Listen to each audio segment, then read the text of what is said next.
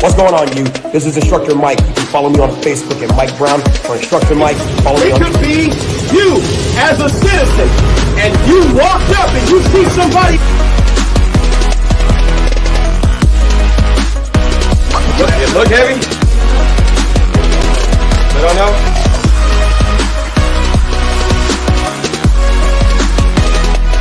Special, that must be. But it's good to know that this can handle the high pressure rounds of the flooding.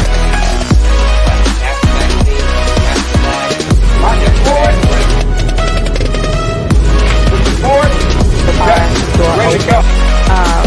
Make eye contact with me. He's still trying to get it open a couple of times. So chill.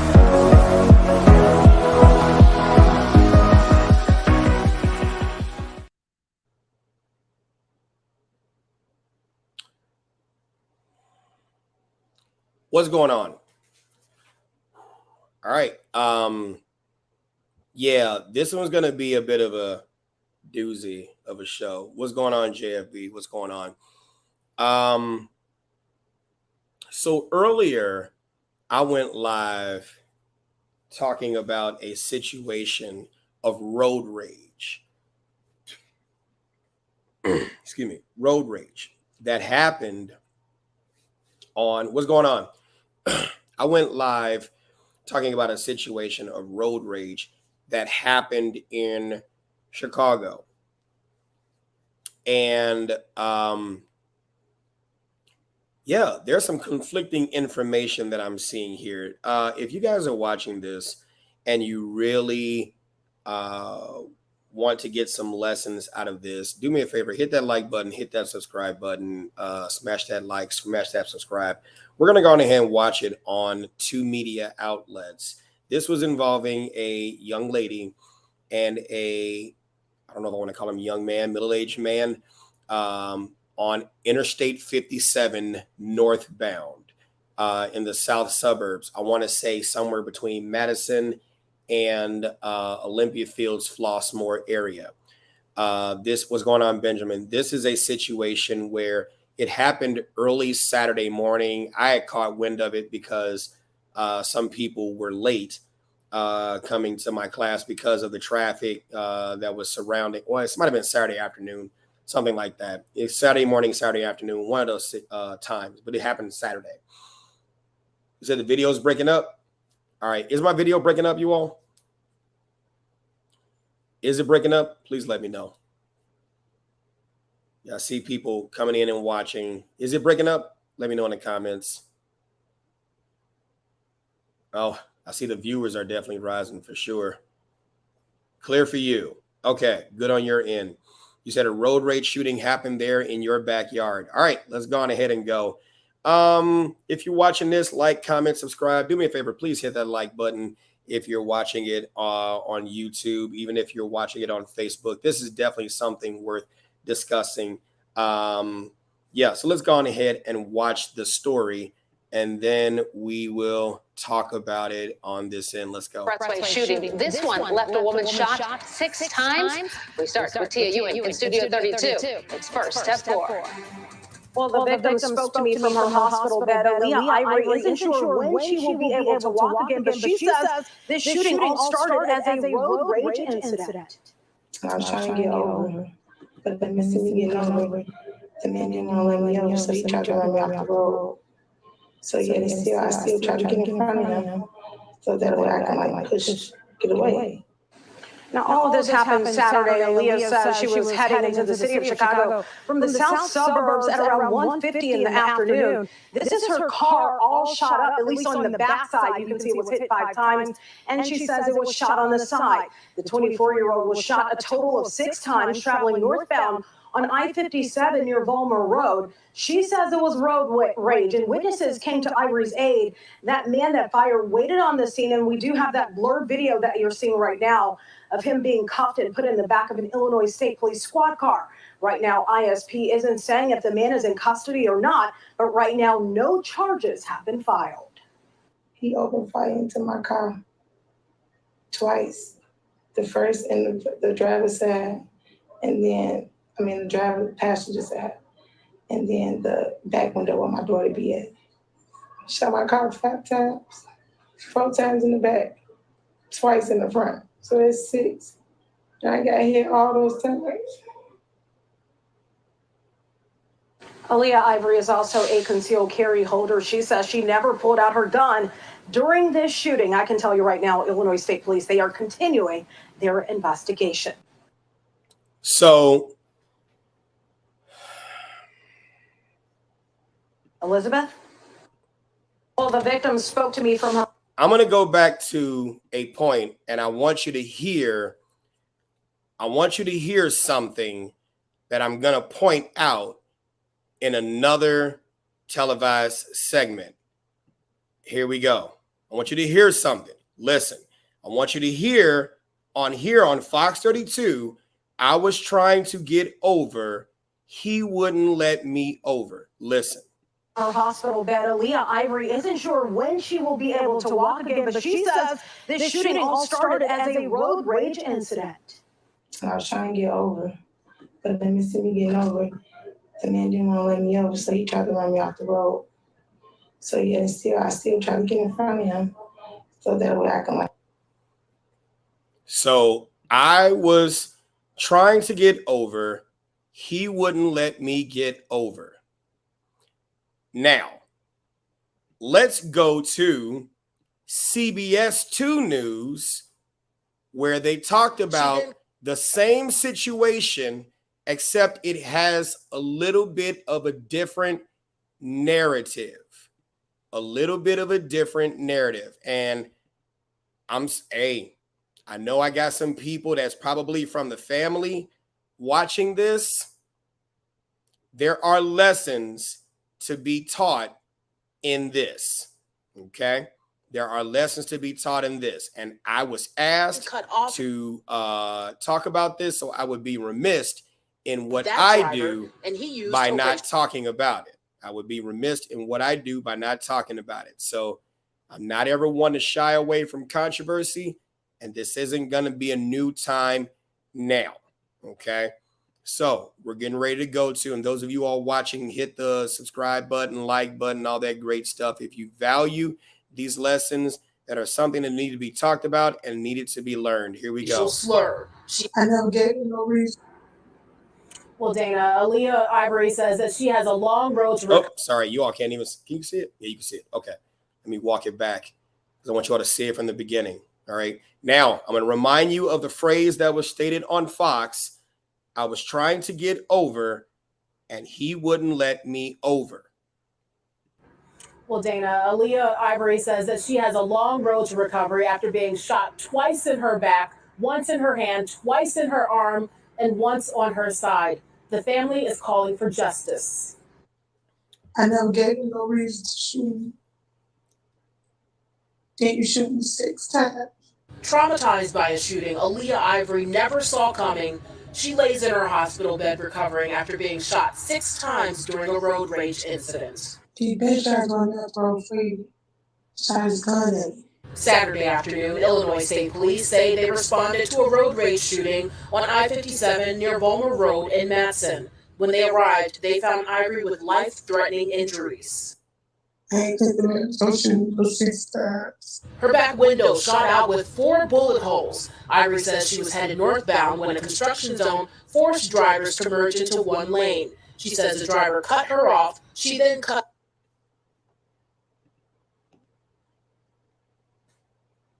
You all hear that? Did you all hear that? I'm going to rewind it back. On Fox 32, she said, I was trying to get over. He wouldn't let me over. Well, I know I cut it off. I'm gonna play it again. Fox 32, I was trying to get over. He wouldn't let me over. I will rewind it so you can hear it again. 4 bullet holes. Ivory says she was headed northbound when a construction zone forced drivers to merge into one lane. She says the driver cut her off. She then cut off that driver, and he used a racial slur. So, as an investigator,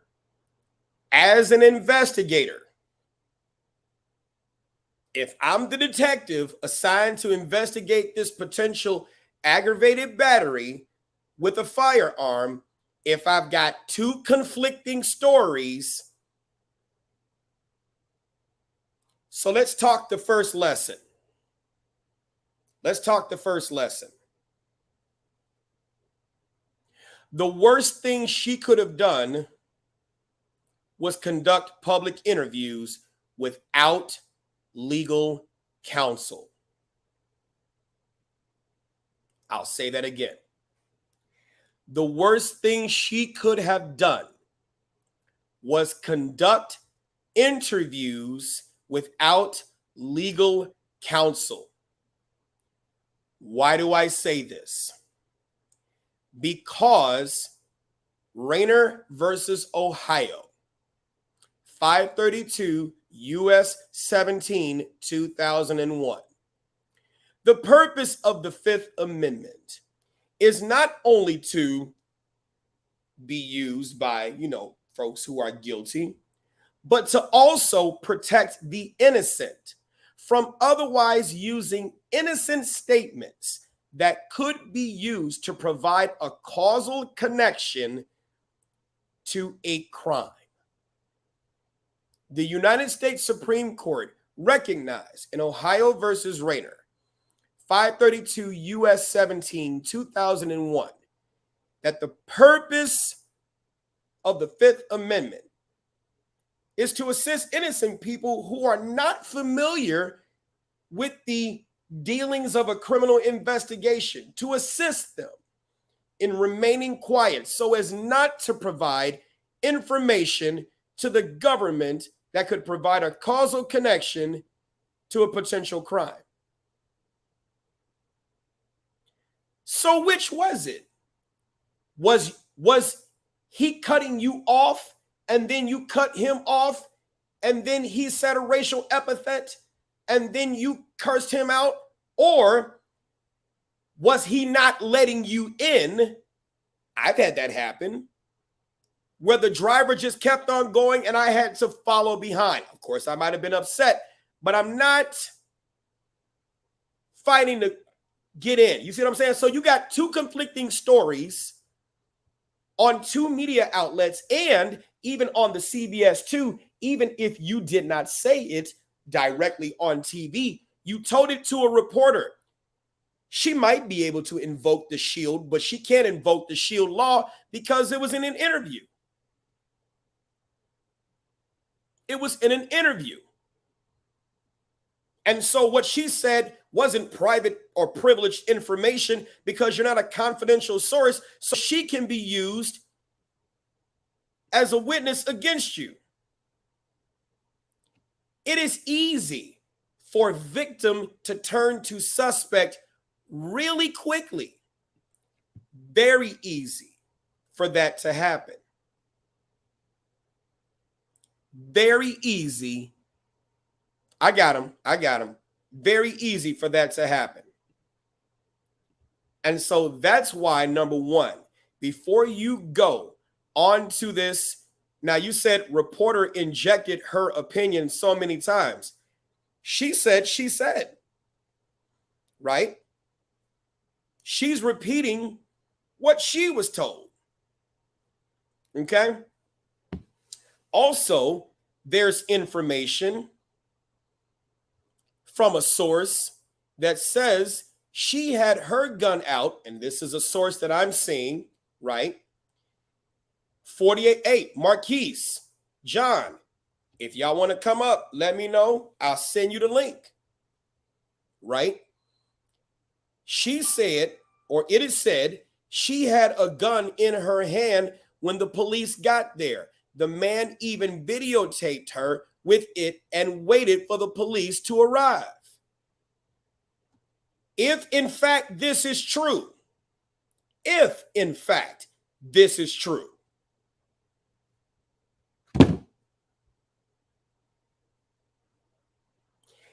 if in fact this is true, game, set, match.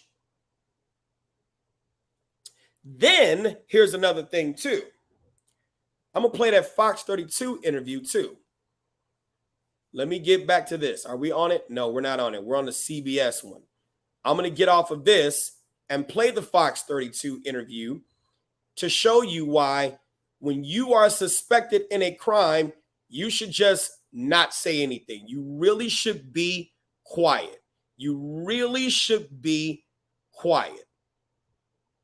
You should be quiet because you could say things that have implications. You can say things that have implications. Here we go. I could just get away. Now, all of this happened Saturday. Aaliyah says she was heading into the city of Chicago from the south suburbs at around 1:50 in the afternoon. This is her car all shot up, at least on the backside. You can see it was hit 5 times, and she says it was shot on the side. The 24-year-old was shot a total of 6 times traveling northbound on I-57 near Volmer Road. She says it was road rage, and witnesses came to Ivory's aid. That man that fired waited on the scene, and we do have that blurred video that you're seeing right now of him being cuffed and put in the back of an Illinois State Police squad car. Right now, ISP isn't saying if the man is in custody or not, but right now, no charges have been filed. He opened fire into my car twice. The first in the driver's side, and then, the passenger side, and then the back window where my daughter be at. Shot my car 5 times, 4 times in the back, twice in the front. So that's 6. And I got hit all those times. Aaliyah Ivory is also a concealed carry holder. She says she never pulled out her gun during this shooting. I can tell you right now, Illinois State Police, they are continuing their investigation.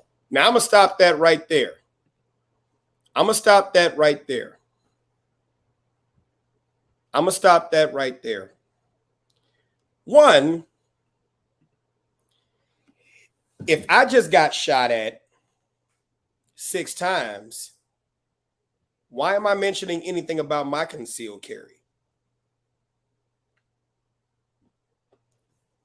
I saw a comment that says, Mom states gun was holstered and safety was on.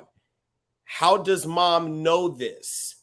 Does Mom know this because she was told this, or was Mom even there? When I say what I say, I know you all can't stand me. I know you, I know you call me all kind of Uncle Toms, Negro this, Negro that, Coon, Sambo, whatever you want to call me, that's fine. I don't care. But when I say what I say, you need to understand the law. You need to understand that certain implications can come from your statements, such as, who said anything about concealed carry? Who said anything about you having concealed carry? Who mentioned anything about your gun? Why would you say that they can test your gun to see whether it had ever been fired? Why is that a conversation that even comes up? What is the purpose of that? What is the purpose of that? If there is ever a use of force situation, be it force used against you or you using force against them or it being mutual force, officer, I was the victim of a crime. I need medical attention.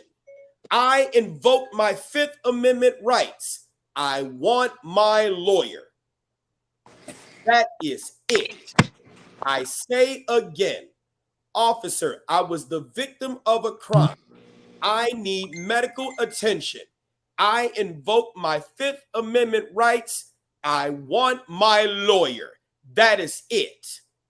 I say again, officer, I'm the victim of a crime. I need medical attention. I invoke my Fifth Amendment rights. I want my lawyer. You don't go on interviews, even if you're under the influence of where we're seeking justice. Let the family do all the talking.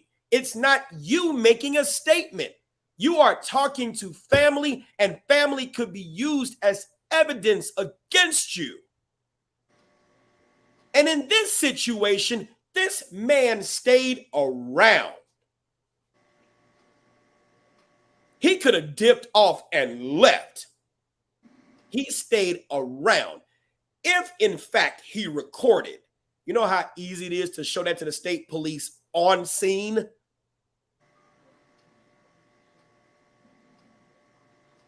And this is what the politicians are talking about when they are talking about two people with concealed carry duking it out. I don't see nothing in the introduction of either of those statements on CBS 2 News or Fox 32 News that stressed that there was an exigent nature for you to get into a road rage situation with this man. And remember, I said the last time,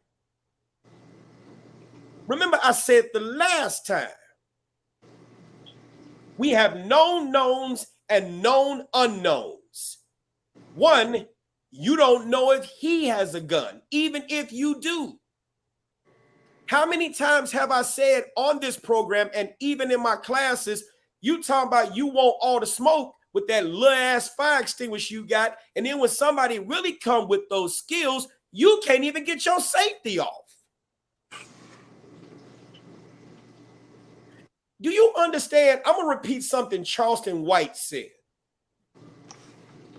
And if you don't know who he is, just look him up.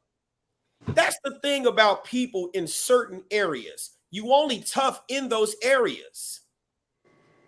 When you start going to other places, you're not tough anymore. Don't let Cook County and Chicago's Democratic BS get you fucked up into thinking that the rest of the state operates that way. See, we could shoot up each other, and I'm going to go there. Black folk, we could shoot up each other, right? Some can't defend ourselves. Others can. Some got support. Some don't. You start taking that shit south of I-80 along I-55, and them white boys got a trick for your ass. And I'm keeping it 100 straight the fuck up. Them white boys got a trick for your ass because they really do that shit.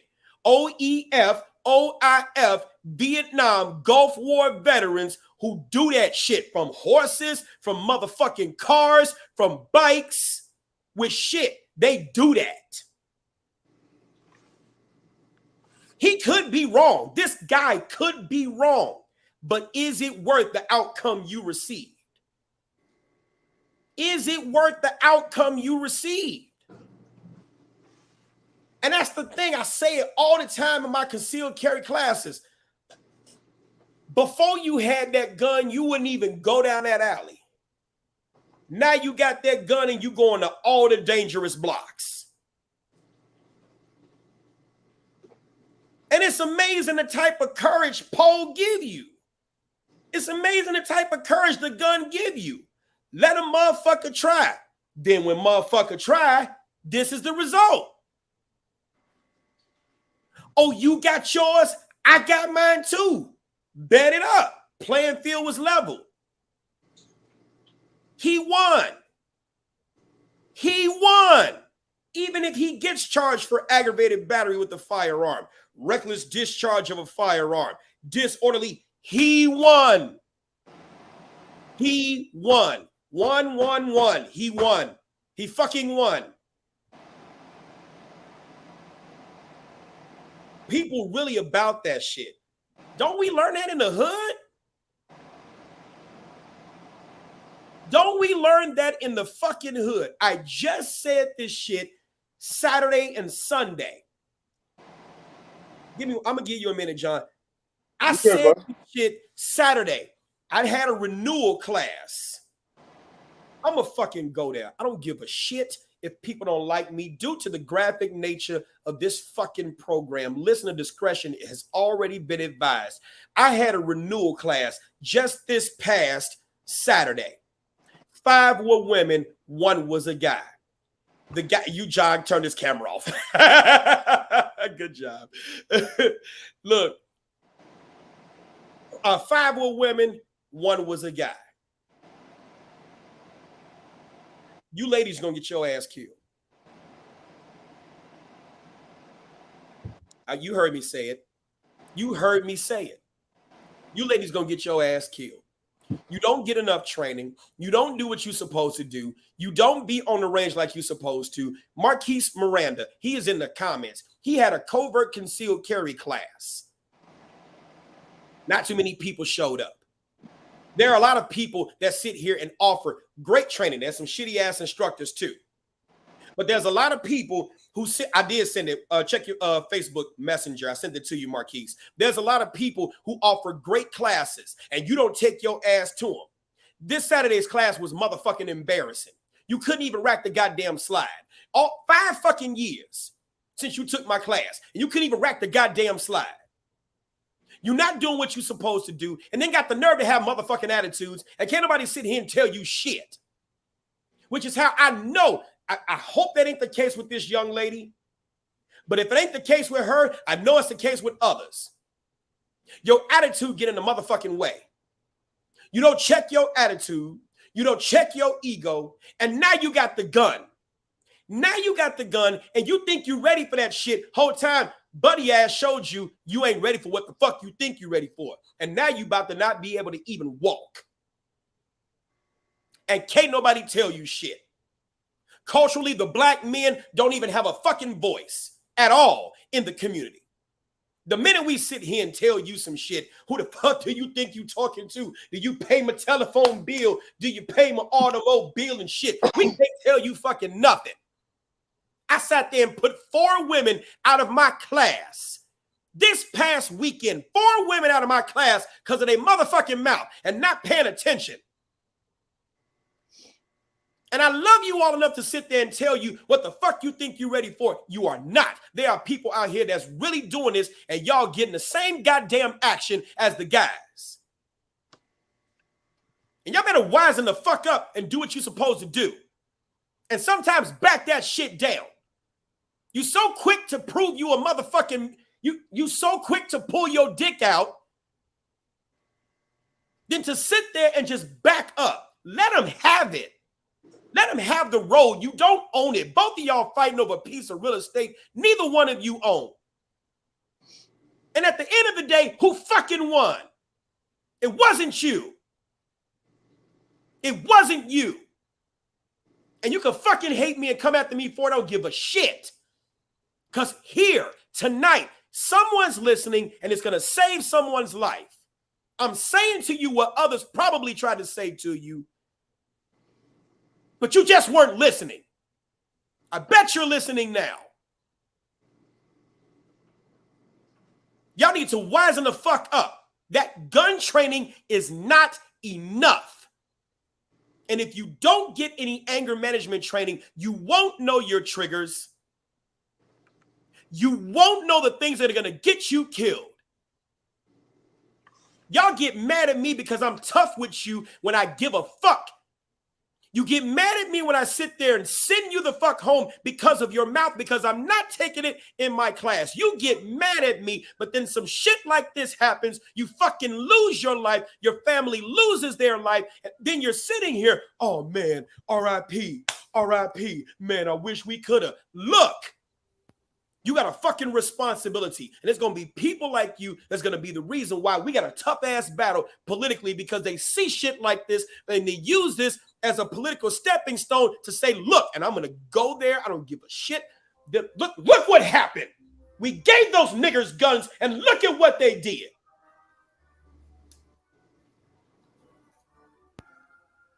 Look at what they did. Now they're killing each other. YouTube, you know I'm teaching. Don't you kill this feed. Your life matters. Your life is way worth more than this shit. Well, if you got to bow out, I'll see you later. I guess because I said the word and you got triggered or some shit. I don't know. Bow out. See you later, Ryan. But you heard what I said. And that's exactly what they want. And the naked person is back again. Shit. I guess I needed something to laugh about now.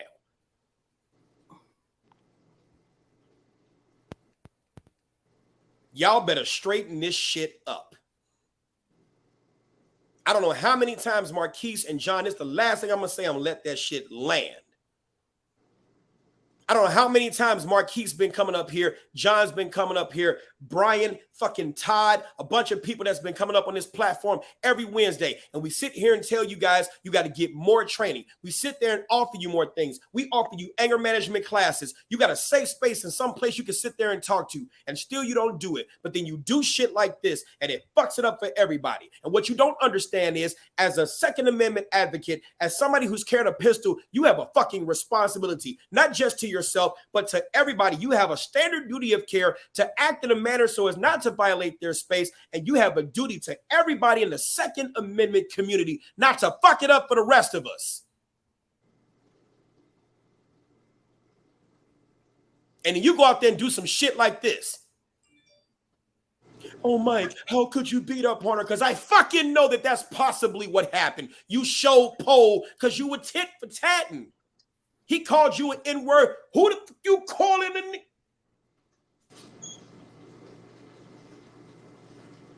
Come on, man. Go, y'all. I don't even know how to piggyback off of that one. Shit. Mike was on a 30-minute rant. But no, I mean, seriously, and I know we beat it to a dead horse up here and everything else, but when you get your concealed carry, literally, everyone's got to start literally realizing that it is the last resort. It is not your go-to. There are two tools we can have on our freaking belts that are far more effective. One, your mindset, which includes your situational awareness, not being in those dark-ass alleys, you know, that you're Rambo ready to walk down. Or, you know what I mean, She-Ra. And then de-escalation. The ability to swallow your pride and walk away.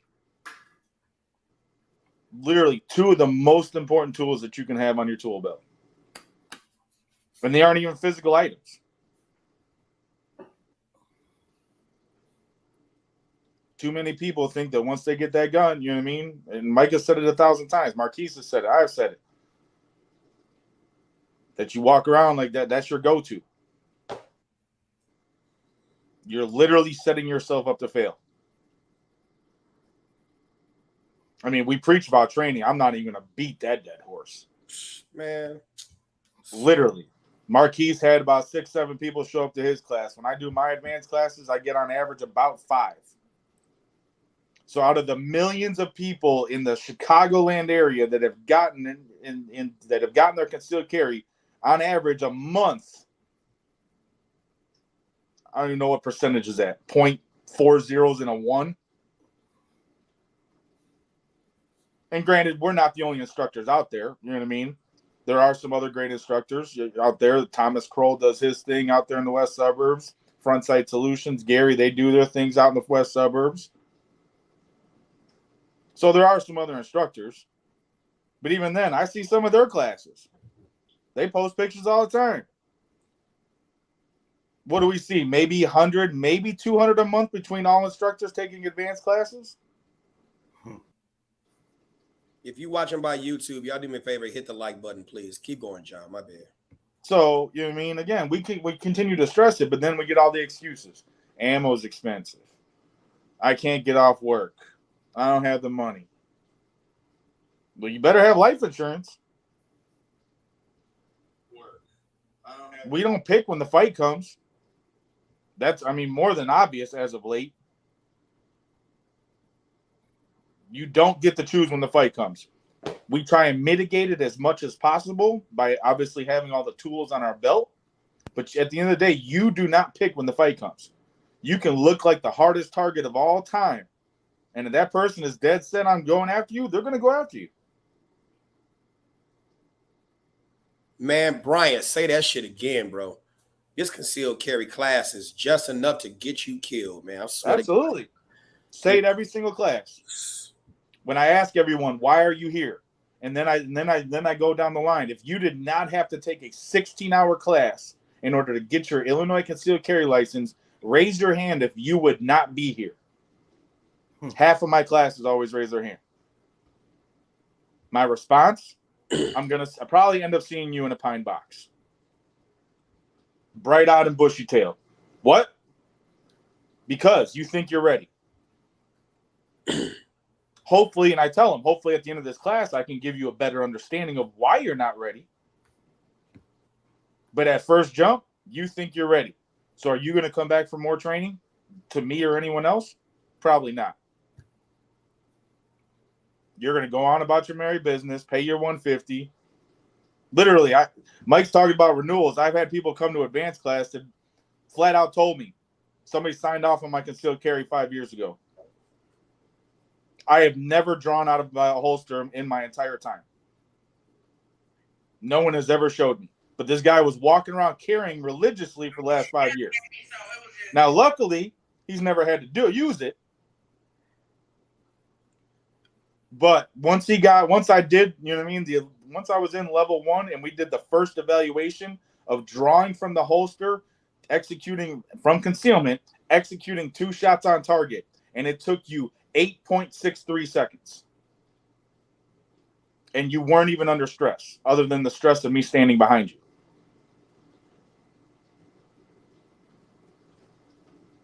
But you've been walking around protecting your family for the last 5 years. You ready? You about that life? I need Again, I know I'm beating a dead horse. We beat this dead horse.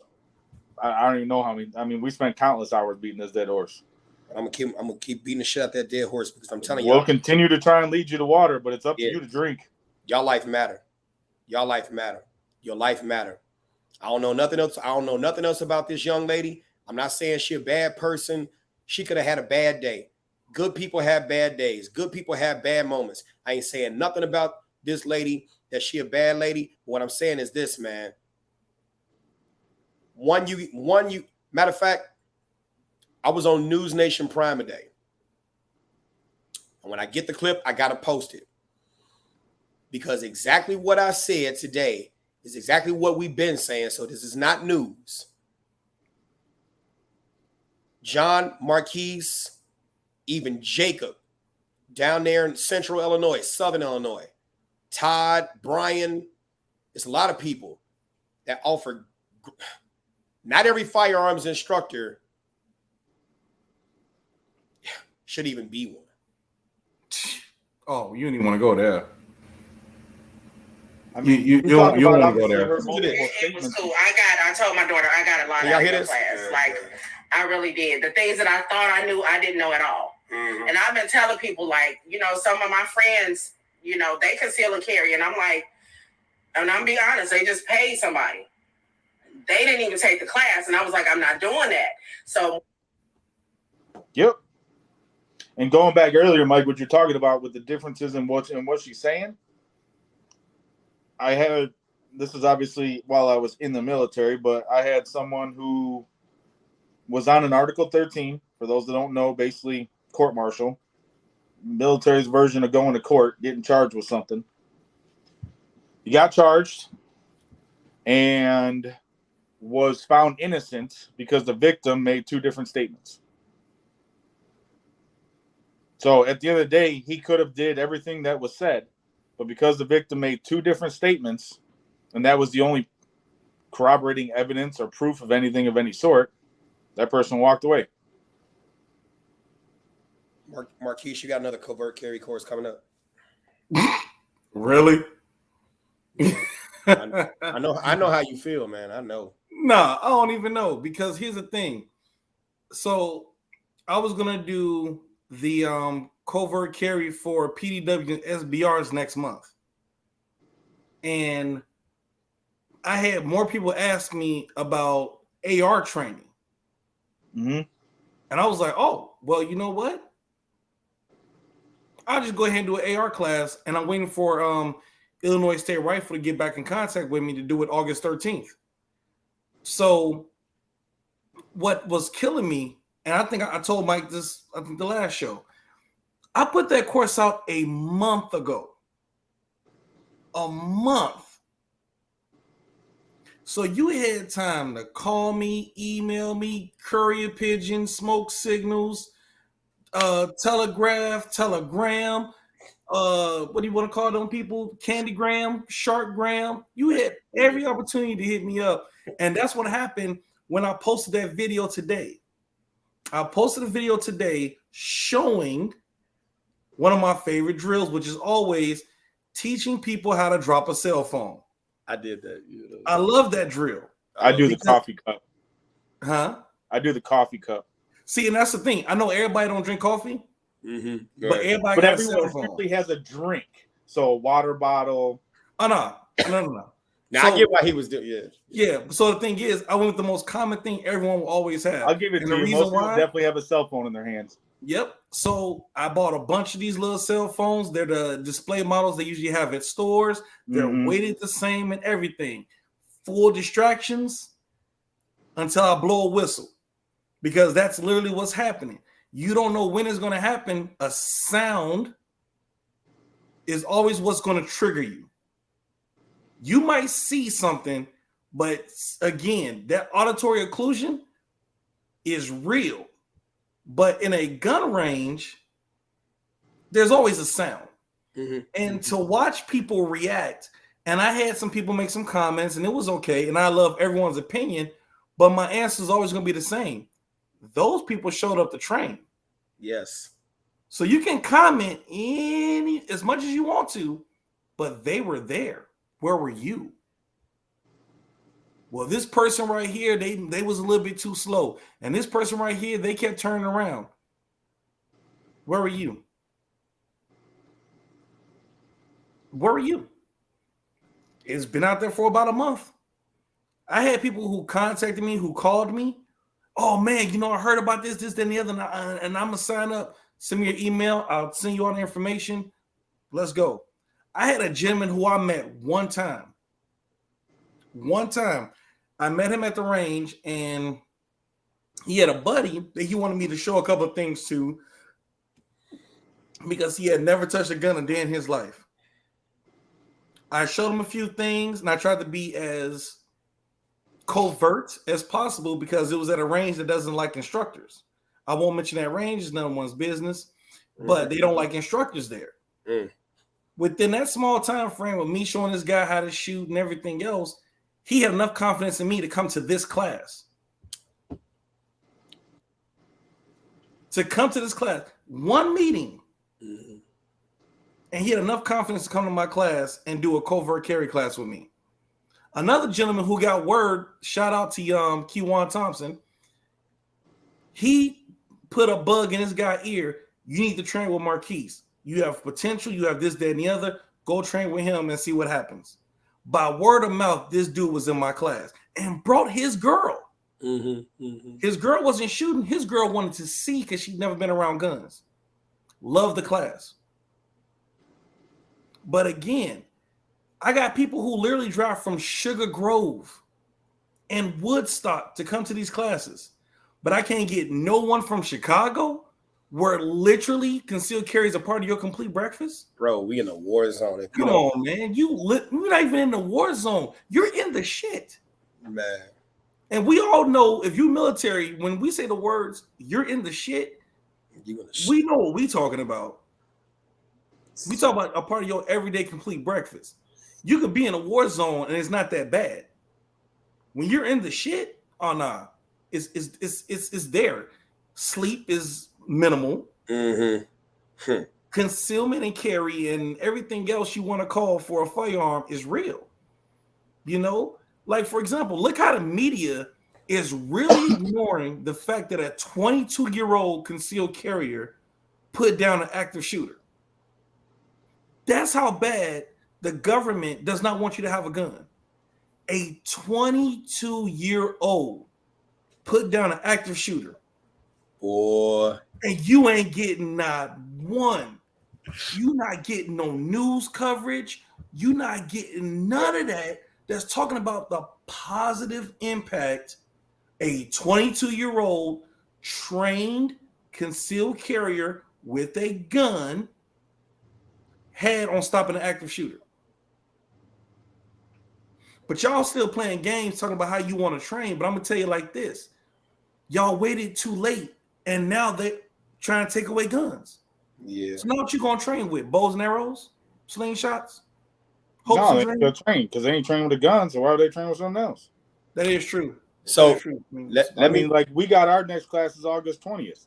I got one person that has signed up, and I got 3 returning students. So let's give everybody here a chance, because I don't know if y'all noticed, but there are some new followers here. So the YouTube page has gotten a huge spike in subscribers.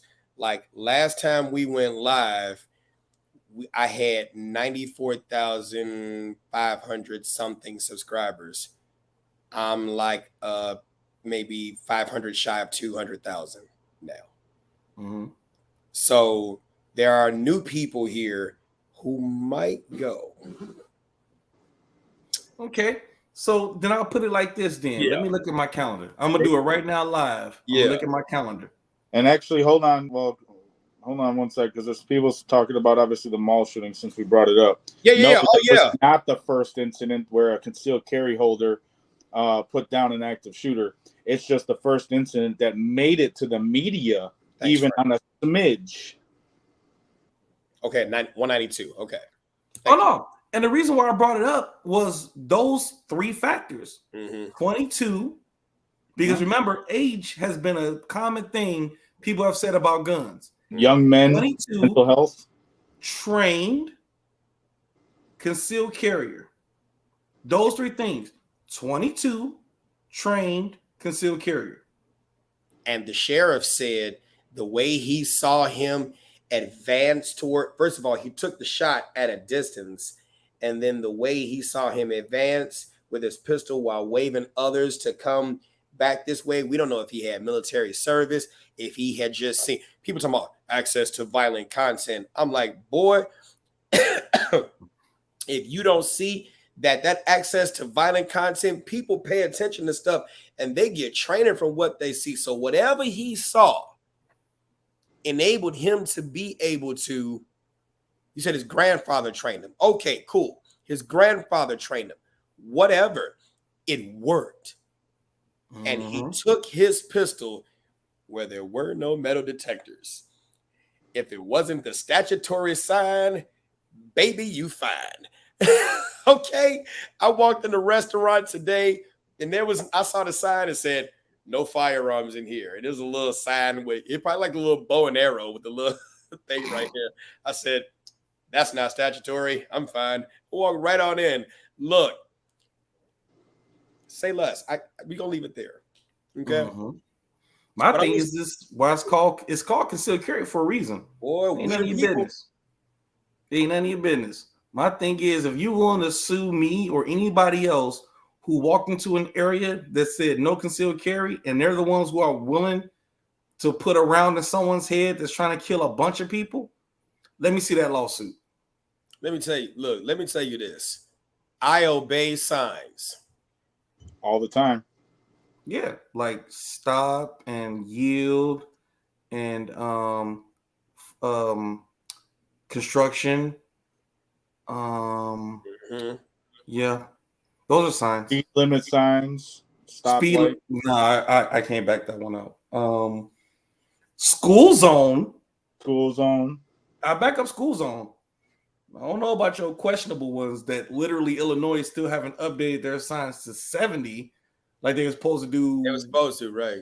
Was it supposed to be 8 years ago, 2014? JFB is like merge. Merge is a good sign. Yes. Yeah. Hey, if you all haven't followed Marquise, John is scrolling across the bottom. You said you just got here, Tyra. Oh man, I lost the energy to go back into all this stuff. Long and short of it, I'm just going to kind of wrap it up without going into the rant because I don't have energy for that. I've just been going all day. It was just 2 conflicting statements between Fox News, Fox 32 News, and CBS 2 News, whether he didn't just let her come through or did he intentionally try to cut her off. And these were two conflicting statements that, coupled with another source that stated on another social media outlet that she still had the gun near her or in her hand when the police got there. And the man who shot her video recorded a percentage of the incident. So because of what's up? The gun was in the gun was in her possession. It wasn't in a holster. That's what was alleged. There's yes, it's been alleged by a source. A source, yes. Mm-hmm. But obviously has not been made public because it hasn't either been found true or false as of yet. Yeah, and then the thing is that for a statement to even be mentioned, this is why the whole purpose of us starting this is to give lessons like, oh, and there's another one. I'm glad I'm just remembering this shit, because there was another thing I was going to say that I've always said, and you all have said the same thing too. Once you get into a concealed carry situation, I see Felicia Simmons Stovall, counselor at law, is in the building. It's still allegedly, but I'm glad you're here, counselor. Ohio versus Rayner, 532 U.S. 17, 2001. Do you know what that is, counselor? Do you know that's you probably have the right to remain silent pursuant to Miranda versus Arizona, 384 U.S. 436, 1966, right? And there's a reason why before you go on TV, be it local or national, even if you are the victim, you should retain the services of counsel. Why should you retain the services of counsel? Because what you may think is an innocent statement pursuant to Rayner, you could be saying something that could provide a causal link of your involvement in some alleged or actual criminal activity. And your statements could be used against you because they could have been rest just statements that you said under excited utterance. And so you may be able to claim that I was in the hospital and under some type of medically induced, whatever the case may have been, where I was free to make those statements. But while they may not be used against you in a criminal trial, they could be used to provide, what's this thing called? Exculpatory evidence that may cause him to not be charged. When am I going to go to law school? That's why we say, officer, I was the victim of a crime. I need medical attention. I invoke my Fifth Amendment rights. I want my lawyer. That's it. That's it. I know you want justice, if there is justice to be had. But then here's something, and I hope you're still here, Counselor Stovall. Here's something that I'm curious about. Why did you even have to mention that you had concealed carry? No one even knew that you had a gun until you opened your mouth and said you had concealed carry. Yep. So now when you're open, so now when you opening your mouth and saying you got concealed carry, and then here's another statement that she said. You can test my gun and see if it was ever fired. What's the need to test if you didn't pull it out the holster? So now we're allowed to make certain inferences from your statements that you offered as proof. And then the sister volunteered that her weapon was the correct term that she used, stayed in the holster with the safety on the entire time. So how she know that? And this is what happens when, look, your family should probably look. You know what? Who's the normal guy that you normally see on TV? It can't be Jamal Green because he's running for mayor. But don't you normally get certain people that normally speak up, like the Tree of Life guy who's got the fedora hat that he wear and stuff like that? When it's justice, you need a family spokesperson. When this person can just say all kinds of shit and then potentially get justice or whatever, you need somebody else. Don't have your family speak. Don't have nobody else speak, because y'all just providing too much stuff that could be used. You know what's funny? Some of it makes you wonder if they were just trying to get out in front of future statements they're going to be coming out. Yeah, but you know what's funny? It just reminds me of those old school jokes we used to hear on Def Comedy Jam and all those comedy shows. You ever been a person who received a call from a wrong number? And they like, when it's a black person, you call that person and it's the wrong number. The black person's like, nah, you got the wrong number. And they hung up and they hang up. You call a white person, it's the wrong number. They're like, oh, well, yeah, this is the wrong number, but who are you trying to call? Yeah, maybe let's figure this out, blah, blah. The other side of that joke is never call a black person while you are in jail. Hey, man, I need to get bail money. Damn, dude, what you do? Don't ask me what I did over a recorded line. Yes. Because I can't answer that question. Right. This is literally the art imitating life or life imitating art of that joke. Because why in the bloody hell would you even talk to your family? And because you know all you want to do is tell your family what happened. But you want to give them the story. Bro. You want to give them the story. You don't want to give them the truth. You want to give them the story. He shot at me and my gun was in my holster and everything. Skirt. He shot at you and your gun was in your holster and everything. Why would that be an important factor? Or the other factor she added, oh my God, he shot at my car and he also shot where my baby would normally be sitting. Would you have done the same actions if your baby was in that car? Would you have acted the same way if your baby was in that car? Goes back to de-escalation. And I will say this. Y'all heard me say this before. And counselor, I really hope you still here. Nah, she dipped. She dipped out? No, I don't know, man. Yeah, I hope she's still here because I yield to wisdom. And no, this is not racial, Alex. Go ahead, Mike. Well, you know what? It's being. Oh, here we go. I knew he was gonna get somebody on Nicole. I'm not gonna even let that trigger me. Because that's too easy. We're gonna keep on. Never actually blame the lady. Yeah, Anna just came into the room. She like a late student who decided she got to make herself important. So instead of sitting here trying to find the context, here it is. Yeah, you know, that happens, right? Here it is. Johnny Cochran said it best. Juries like stories. Evidence doesn't always win the day. Our job is to tell the story better than the other side tells theirs. So if I were defending the gentleman who shot at her, right? Here's where the violence that we have in our community. Well, if you've been watching from Jump and you took my class, you should be quiet because you know I'll boot you out of my class if you interrupt without letting me speak. You should already know how I am. So do me a favor. When you come in my room, do me a favor. You already know how I am, and you know I don't play. You know I'll give you the floor to say what you got to say. Don't get shit twisted. This is still my platform, and I'm strong as fuck on that block button. I love you. See, she think I'm playing. I'm about to go ahead and block her. No, we better than that. Because you know she's going to say something stupid. It's okay. We better than that.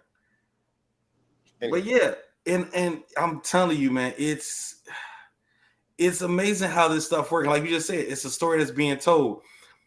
I remember a court case years ago, man, where this dude was charged and convicted of killing his wife. Mm-hmm. Only because technically he was a bad dude. Yeah. Because he was cheating on his wife. Yeah. So what happened was, and again, by the evidence, I'm going to tell you like this. By the evidence, this woman was on a exercise machine. And she was doing a bench press. She was drugged. And when she got under the bench press, she pushed up. And when it came down, she asphyxiated. Yeah. Okay. Now, the way the story was told was he avoided all his own cameras, snuck into the garage, sat on top of her, and pushed it down. And pushed it down on top of her and asphyxiated her. So what they did was the jury was allowed to reenact what happened. It was a mixed jury, men and women. The women got under the bench and the men got on top and pushed the bar down to prove that this is how it happened. But all the women were not drugged. And obviously they weren't drugged, because how would you prove your point? So that one factor about the fact that she had drugs in her system was removed and he was found guilty. Yeah, he was guilty of murdering her, probably because he's the one who drugged her drink before she went to go exercise. But he wasn't the one who pushed the bar over her body. So the thing is this. You're right. Stories win cases. It ain't about the evidence anymore. Think about the OJ trial. A better story was told. Better story was told. Yeah. You know what I'm saying? A better story was told on OJ's behalf. But if you are really thinking about the concept of what happened, you truly had no proof that he was even there. You had more proof that he had something to do. Think about the evidence. Go back and look at the evidence. You had more proof that he had something to do with it. You had more proof that he had something to do with it. You had no more proof that he was there. But guess what? We're not going to make this about OJ because I religiously studied this case. All right. So here we go. The narrative of, matter of fact, let me tell you, as soon as I was Googling Fox 32 road rage, there were so many incidences of road rage that took place. And then I put I-57, so many incidences of those that took place before I even got to hers. So do you know how easily it would be for a defense lawyer to craft a well-constructed narrative involving, now we want to talk about race. Let's go there. HeyJackass.com. How many of them are out there shooting? How many of them are carrying guns? How many of them are shooting at each other in cars? How many of them are doing this, are doing that? How many of them, you see what I'm saying? And this is what happens when our community and our crime gets used in a narrative against us. Do you know how easy it is for a defense attorney? Granted, I totally understand. I hope counselors still here. I understand. But that may not have anything to do with the facts and circumstances. But wait a minute. Does it go to state of mind? Does it go to state of mind? I felt, right, here we go. What if I sat there and tried to, oh, I didn't see her. I didn't see her. My music was loud in my car. I wasn't paying attention to my mirrors. As you can see on Fox 32, she said, I was trying to get over. He wouldn't let me over on Fox 32. Then on CBS 2, the reporter states she stated the driver cut her off. So now you got conflicting stories from her. So then it's easy for the attorney to craft the narrative from her own words, drugged or not.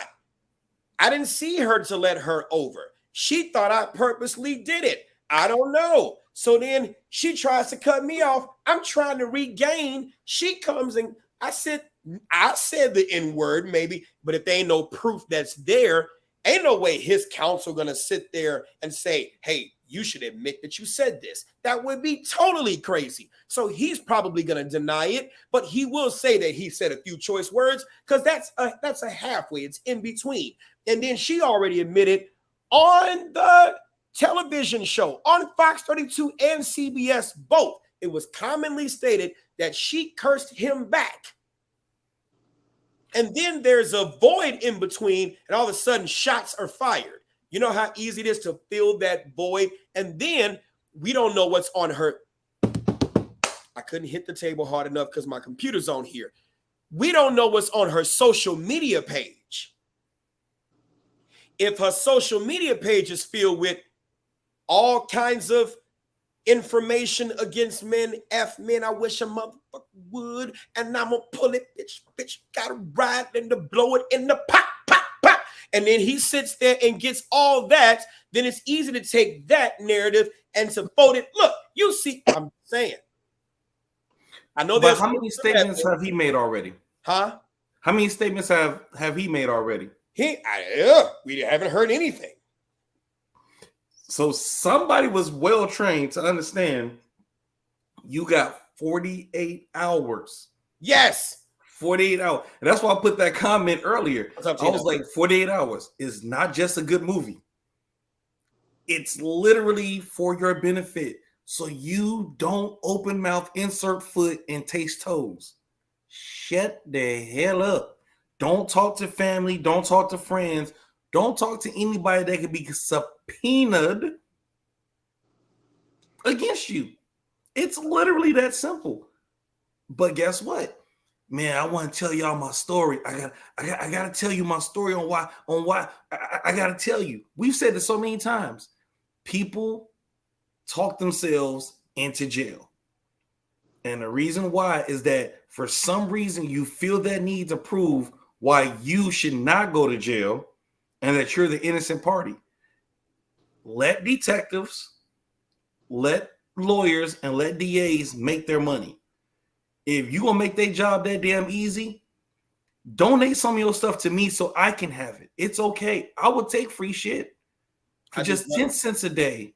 Boy, we do gun buyback programs all the time, except exactly. I got a Walmart card for you. I'll buy your gun. Yeah. I ain't gonna tell you how much is on that Walmart card though. Some other questions I got on it too, because I know the area where it happened. It's a heavy construction zone right now where I-57 goes down to one lane. Bruh, I-57 is always heavy construction. Well, yes. I'm like, shit. But down south of 80, that's just not becoming a thing. Alex Trubar, I just recognize your name. What's up? My question is so, all right, Fox 32 had it that he cut her off. Okay? Which means obviously he was in the left lane merging into the right lane because that's where it drops down into is the right lane. Okay. So he cut her off. Then Fox 32 said that she cut him off. Other way around, but keep going.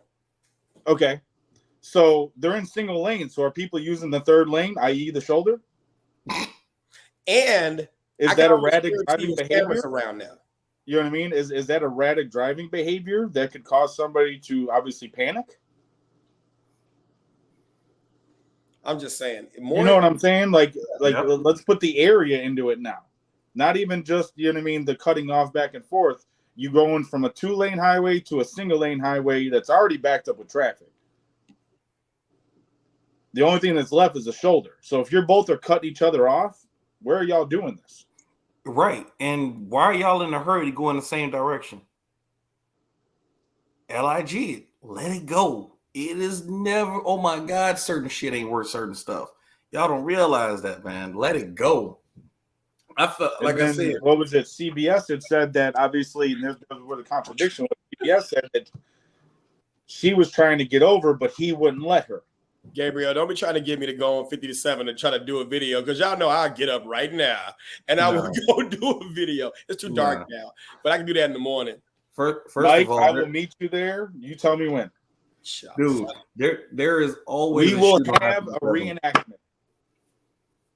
There is always a shooting on I-57. It's like literally, I say I-57 and I-94 with a splash of I-90. And 290. 290 get shootings? It's the heroin highway. Yep. Damn, that's deep. I didn't even know about 290. Oh yeah, 290's had several. You said y'all gonna be stuck in traffic. Go now. It's dark out there. It's not like the Dan Ryan. Nah, if I go on I-57, I got an AR. Once you go south of I-80, the amount of streetlights decreases exponentially. Yes, I agree with you, counselor. Now, there she go. Yeah, I think. Well, she never left. I know who she is. She's definitely a thinker. She ain't gonna post it unless she, but absolutely, yeah. I mean, the shots from behind obviously makes you wonder, and this is why we said we have never blamed the lady as of yet. There's still a lot of context, a lot of facts out there that have not been given. But there is something that she said from the bed, right? From the bed, she said This is not a rhyme, right? The first shot came on the passenger side. Yep. Then the back. So the media was focusing on just the shots on the back. It's 6 shots, right? I count 4 on the windshield in a downward trajectory, right? And then there's 1 on the trunk, and then there's 1 from the passenger side. Passenger side was first, and then maybe as there is something passing, or do. You see what I'm saying? Oh, yeah, that's what I said. There's a lot of questions. So, if I'm shooting, right, and I'm driving like this, and you waving a gun, I could see me having my hand right here on mine, but then I see yours, and I pop. I could see that. And so that's why I said, given and she took all 6 rounds. All 6. So I'm like, guy knew what he was doing. And here's this, counselor. He stayed on scene and waited for the state police. And state police take a little minute to get there. You take a little minute to get there. But Mattson made it on site first. Okay, fair enough. Mattson was on site first. But he still stayed. Either way, still waited. He still waited. Mattson ain't that. It don't matter who showed fast. up. He still sat there and waited. Right. Knowing that he's about to go to jail, he sat there and waited. And as we said here on the show all the time, you could do everything right and still get falsely arrested. Not saying he was falsely arrested. I'm just saying in a concealed carry context, right? And lastly, whenever you get in a concealed carry situation, you are preparing to die. Especially if you don't train for it. Well, of course. Yeah. But even if you're trained for it, you can still die. If you train for it, your ass no better than to get into it. Right. There we go, Marquise. Oh my God. Go ahead, John. You can do everything right and lose. You can do everything wrong and magically win. Absolutely. Which is why there's no SOPs for fighting violence. Has anyone ever sold a book, standard operating procedure to combat violence? You have never seen it. I wrote one. It's called Stay Your Ass at Home. Boy, look, you said, I'm going to you Kenya Grace in a minute. You said, didn't she hold her right hand up in a defensive motion and sustain 32 broken bones in that right hand and wrist? That's what they said on the news. That's what? The mom said she had like 30-some broken bones in her hand from the round that went through her hand. I'll leave that to the doctors to figure it out. Because I'm not surprised.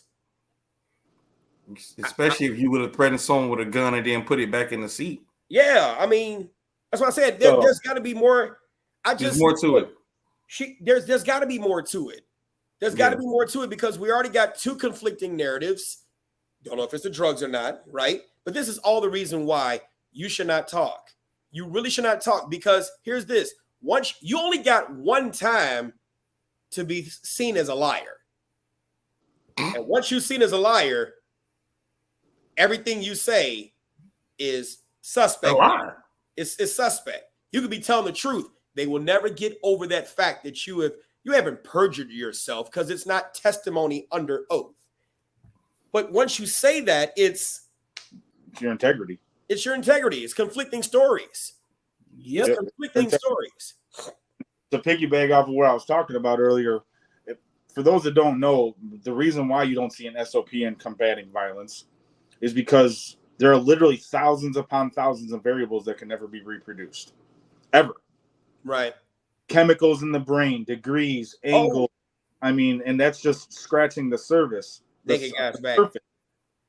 Of, the different things that happen within violence, which is why, again, you will never see a book written how to combat violence. Because anyone that gives you an absolute is lying to you. Unless you absolutely stay at home. Dude. Even then, can't you be attacked in your house? Nope. Because I put oil on the door and I burned some sage. All right, Home Alone. He got some jojoba oil incense. Right. I had Medea help people come out and bless my He house. put down micro machines for them to step on and smack them in the face. Then I put ice on the stairs. So and heat rods on the doorknobs. Hey, so I know I was gonna kind of wait till Wednesday to talk about this, but screw it, we're on it now. If you are matter of fact, I would just say everybody listening, let's start the walkaway initiative. Here's what I mean by the walkaway initiative. So I don't know if y'all heard, Illinois State Police filed emergency rules, right? Oh, I posted that earlier. You did? Yeah. Illinois State Police filed emergency rules that allows them to use the clear and present danger reports of past to determine whether or not you're able to get a concealed carry license. I mean, and even your FOI card. And I'm saying you could have anybody submit these things. Of course, it's got to be qualified people, right? But if we're talking about the red flag laws, the exemption to those things, qualified. Yeah, man. I'm just saying, according to Naked Girls HD, they really want to make sure that you guys got some entertainment in here. So you guys better go to that page and answer those Russian blondes that are in your spam. Oh my God. Yet, you said, what's the name of the YouTube channel? It's hey Kenya Grace. It's Instructor Mike. If you're talking about mine, I think Marquise, don't you got one? I have one now. I've been posting stuff here and there now. Okay. Is it under P Sizzle? Yeah, P Sizzle. It was on a P Sizzle. P Sizzle. Yes, I haven't made it on the YouTube yet, but I am on TikTok now. Oh, hell no. Still not doing TikTok. You gotta do TikTok, Can't man. do TikTok, dude. That stuff is too sensitive for me. TikTok is sensitive, bro. I just reached 1.2 million people, and every time I post, it's like I gotta do an appeal for it. Like, oh my God. You want to know how many followers I got? How many? 92. Hey, you keep posting, it's gonna grow. TikTok is a fast moving platform for real. Yeah, but it's a reason why. That's why I'm sure. Why is it that the Naked HD XYZ have a good time and find love? Is that somebody in here who needs to have a good time and find love? Right, for just 10 cents a day. 10 cents, that's low. Sounds venereal. All right, so shots are free, baby. Shots are free. Like it burns. Shit. Shots are free. Oh my God. All right, I see you. So, oh shit, my SOP for combating violence is running away. Yes, the best form of self-preservation. Look, we gotta get close to ending with this so everybody can get something. Do the subscriber thing. I still gotta figure out how to do that. John is like, they want sexy money. Hell yeah. They want all the sexy money. Jeez. I gotta find out how to do it from StreamYard. Unless I can do it live thing now. And they right, run away, dude. That is something that literally I had to figure out ways of training security guards and law enforcement with words about running away because they saw running away as cowardly. So I had to use cute words like tactical retreat. Yeah. Because you didn't understand that your gun jammed up and you had no other means of stopping somebody but to hit them with your car. I'm like, you should have hit them with your damn car. Don't run towards them with an empty gun. Please don't. Please don't. I'm all about those human road bumps. Please don't. Please don't. I'm in it now. Oh. That's what she's nothing. Hey, listen now. Listen. Man, I'm telling you, boy, people in that S in their chest, I'm telling you, the S on your chest is when you really jacked up. You got a gun, you got a license, you better learn to sit your ass down somewhere. Trying to tell them. Go train, and the more you learn, the more you don't want to use it. It's just like martial arts. I've told people this multiple times. You know, if you have a good martial art though, okay? I ain't talking about, you know what? I digress. But anyway, whenever you take a good martial art and you learn a lot and you learn more and more, what you can do to the human body, the less you want to use it. The same thing is with a firearm.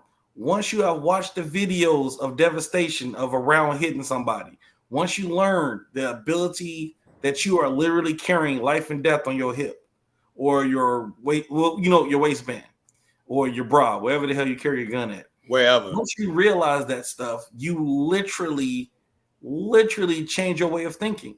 People cut you off on the road. Well, it's okay.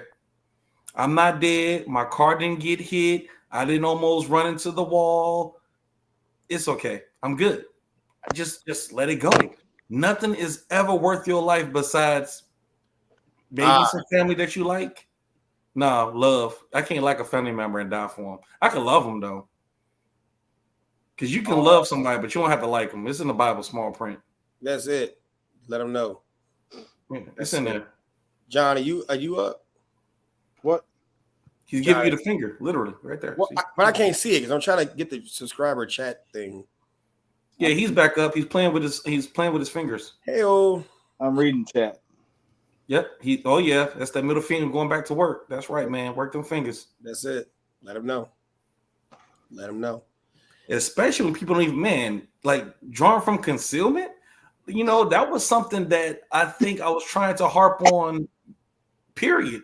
I'm like, everyone talks about how they need to train. I offered a class that allow you to draw from concealment. Mm-hmm. That's what we do in our advanced classes. Mm-hmm. Draw from concealment. And I even threw it back. So like I told you, obviously our next advanced class, level 1 and 2, is on August 20th. For us, I allow up to 5 returning students to come back for free. Just 5 though, huh? Well, yeah, because I allow up to 10 new students. Exactly. Other than that, hell, you still gotta make something off of that. I understand. No. So I allow up to 5 returning students to come back free. And see, that's why I got screwed at. I worked the 20th, and I have a birthday party for one of my instructors on the 27th. So it's like. So yeah, like me, I got concealed carry class this week. Felicia, she said that's not in the Bible. Yeah, it is. It's in there. So I got basic concealed carry class this weekend. Then I obviously have the 2 veterans events on August 6th and August 13th. Then we got level 1 and 2 on August 20th. And then I got another basic concealed carry class on the 27th and 28th of August. I just dropped the link. If anybody want to come up, cam up, talk about the scenario, provide any advice, I just want to extend the platform to anybody who wants to, except Sexy Time. You cannot come up there. Whoever XYZ, don't you come up here. No, bring him up. Bring he or she up. I want to see what they bring to the table. Oh, Nieti, I see every time we are in the conversation. And let's go, ISIS. Come on, come to the table, ISIS. That was wrong. That was so wrong. I'm going to hell. Who heard of the kid who shot at a shooter at the mall in Indiana? Yes, we have crazy horse. Yes, we talked about it. We talked about that. We'll go back over probably Wednesday. Something like that. I don't know. The rate we're going, we might be live every night. You said, dude. Oh man, dude. There's like literally of what happened in the Chicagoland area today. Yes, right. Like we the new Eyewitness News. Yeah. Or I heard, or no. You know, I take that back. I had heard something news. What I do? No, John is this John? What's up, John? Hello. I joined the chat because I have an opinion on everybody concealing and carrying or open carrying. Okay. I think that's a recipe for a huge disaster. Why is and that? the reason I believe that is because I've studied a lot of psychology and I've studied Freud in particular. And one of the things that Freud argued, and I think that he argued successfully, is that people are irrational. That's just part of our nature. Human beings are irrational. And we're also prone to violent and sexual impulse. We're very impulsive. And I think that's what happened during the road rage incident. she's probably a very nice person most of the time, and so is he. And just human beings are like that. And they have a little bit of power, and then they want to express it and get away with it. And it turns into a shooting. So I think if everybody is concealing and carrying, it's going to be a strange dance in society. Well, everybody won't be able to conceal. Anyway, I'm finished. Okay.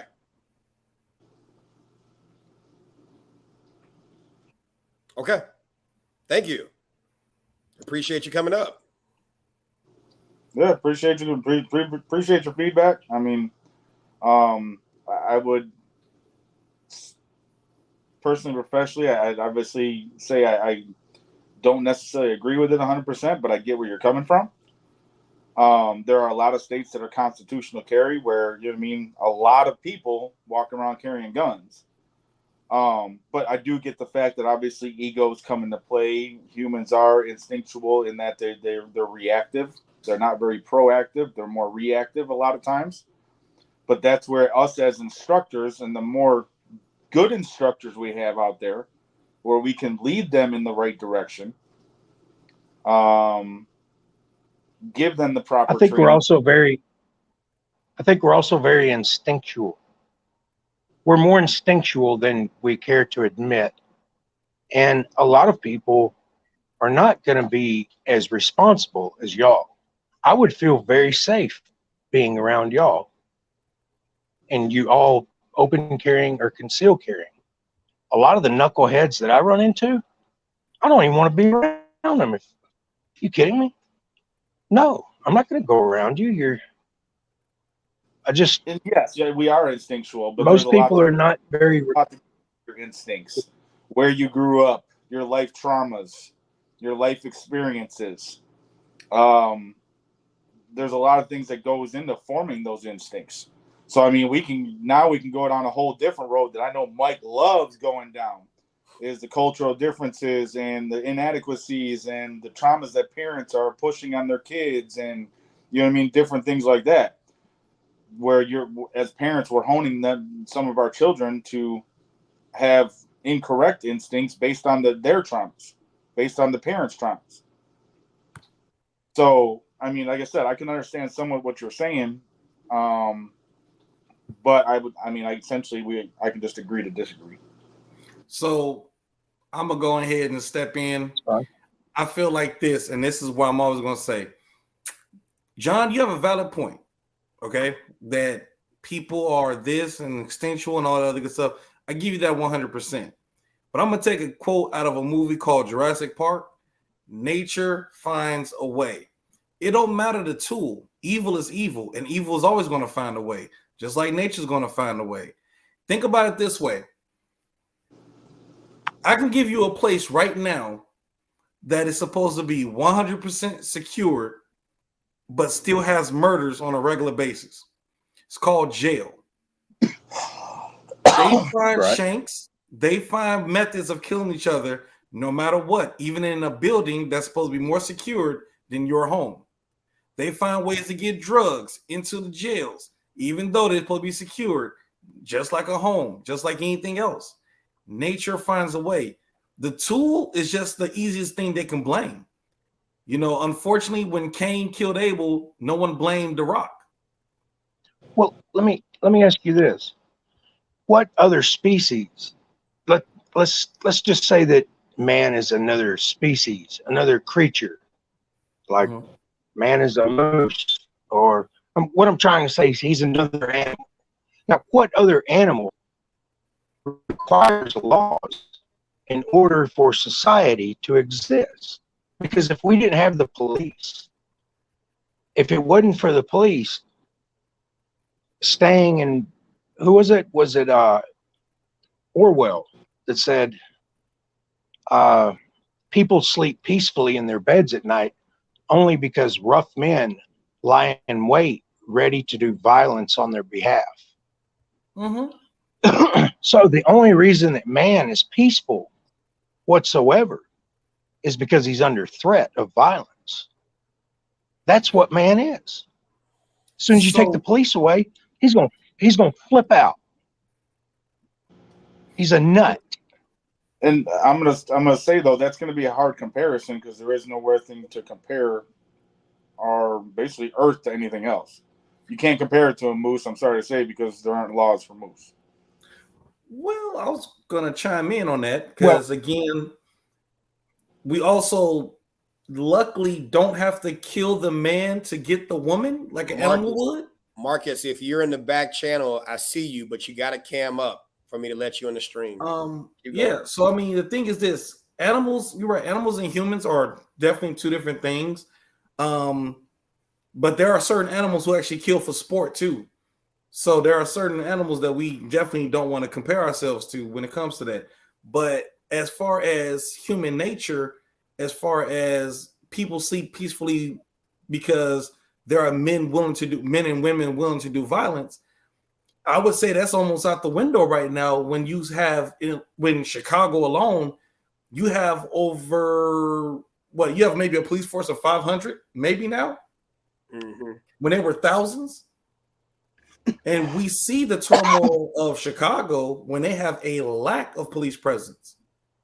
So I wouldn't see a lack of concealed carriers as a benefit to a place like Chicago. My thing is that people who can pass the test as far as get what's necessary, background checks, ammunition, firearm, license, I don't see a reason why they shouldn't be allowed to carry. But in that same token, every law that's created has been created to stop the law-abiding citizen, not the criminal.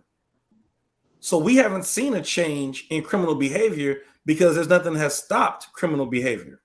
The only thing that has dwindled down criminal behavior is good people who have been trained with guns, willing to fight for their own rights, not waiting for law enforcement. Because as the old saying goes, law enforcement is minutes away when trouble is seconds away. Right. Trey, what's up, man? If we decided to make more laws against criminals, I can go that way. What's going on, everybody? What's going on? Hypothetically speaking, if let's say you're caught carjacking, you can face the death penalty. Do you think carjackings would increase or decrease? It wouldn't change because nobody fears death. Not necessarily. Depends. Now we're looking at society and culture and where you're at. You know what I mean? So obviously in the city of Chicago, if you're in the less fortunate areas where you essentially don't have a lot to live for, you don't want to go home. You know what I mean? But there's still people out there that have decent homes that are still out committing crime that are just being knuckleheads. Mm-hmm.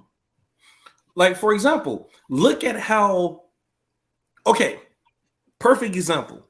The United States always compares us to other countries when it comes to active shooter. I kind of hate that term.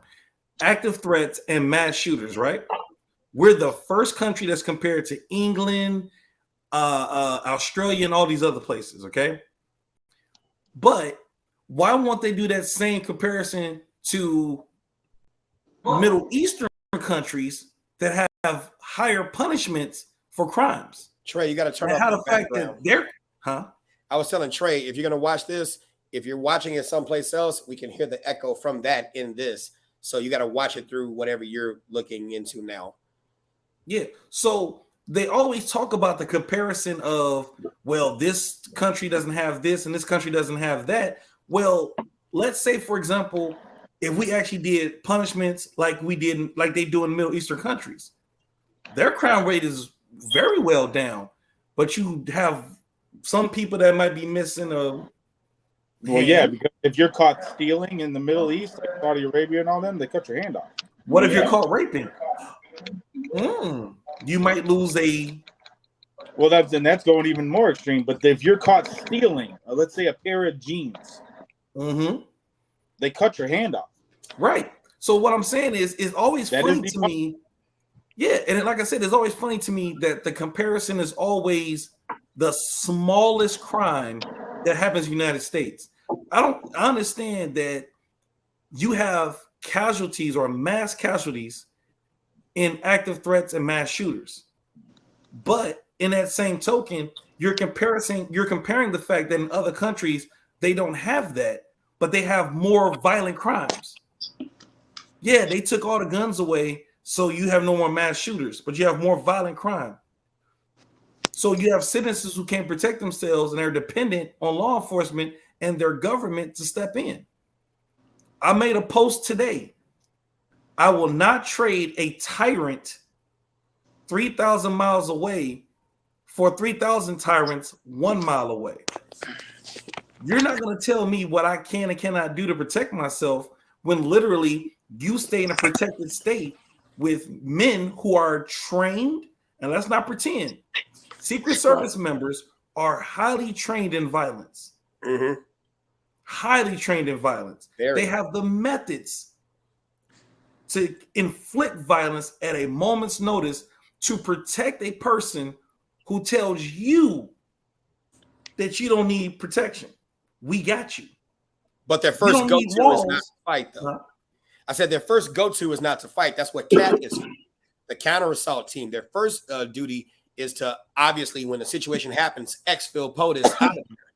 Right. But look at the other factor. Yeah. What do literally, if you look at just again how things work, look at military, look at law enforcement, look at private protection or executive protection. There's always one common factor. We're all dressed alike, which means we show a sign of force. We show numbers. So numbers act as a deterrent to crime sometimes. There's a reason why that mall cop looks like a mall cop, because they're praying to God that when you walk past that mall cop, that you like, yeah, this might make me second guess trying to steal and run out the building. But for us who live our everyday lives, who aren't walking around with law enforcement around us, who aren't walking around with Secret Service, who aren't walking around with executive protection, we have to have our own means of protecting ourselves. But in that same token, we have to have enough sense when to use this and this and this over this. So I feel that as long as evil exists in this world, make your laws about the evil that's in this world. Don't handicap the good to defend against evil when you feel, well, the laws work. No, they don't. Laws work against law-abiding citizens. You wouldn't have a criminal if they were law-abiding citizens. Even when you're taking, say again, I'm sorry. I'm gonna let you finish first. Even when you take a class for powers to arrest, we're even taught that if something happens, you're not supposed to use words like criminal, aggressor, assailant. You have to use words like suspect, because you don't want to put guilt on the person until they go to court to be proven innocent. American citizens don't get that. We don't get our day in court to say, leave us alone, go after criminals. The minute something bad happens in America and it's a criminal who did it, who's the first person on trial?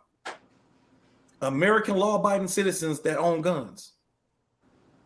Marcus, what's your thoughts? I didn't catch the full conversation, but I just came on here because I actually took instructor Mike's concealed carry class, so I'm always watching your videos and stuff. So I just came on. I didn't really catch the start of the conversation, so I'm just getting a feel for it right now because I have a lot of different opinions about it too. Pretty young too. I'm only 26. Good job. So I had a lot of different experience because I got carjacked at gunpoint 2 months ago. I wish I can show you guys the video. I actually have the video because I got it from the gas station. Like I said, I'm pretty young, so I don't know how you guys feel, but I fit into this because to me, it felt like it's a lot of young people out here doing a lot of these shootings. And I feel like with people just like even just just seeing me, I fit into that stereotype because and me personally, I see a lot of that too. Because I think I had 3 guns pointed to my face, and I think the guys were pretty young, like 19 and 20. So, I just had a lot of different experiences with it. I think I think law-abiding citizens should be able to, conceal or carry. Like I said, I'm still learning a lot about it.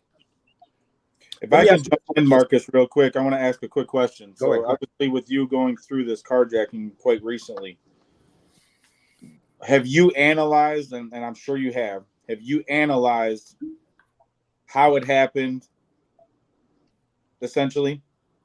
Not. I think what I think about myself is that I'm pretty aware. Like I pay attention to my surroundings at all times. Okay. I had my gun, concealed in the holster on the side. It was 12 o'clock in the afternoon. The gas station was packed. So me personally, I wasn't thinking like something like that would happen like that, and it just happened so quick. And that was like my first incident with something like that happening. And that just like taught me a lot, like how quick it is and how quick it can happen, So just how quick, like I didn't realize how quick stuff like that can happen. I mean, I see it all the time on the news. I'm seeing all the stories on Facebook, but I just never thought it happened to me, basically.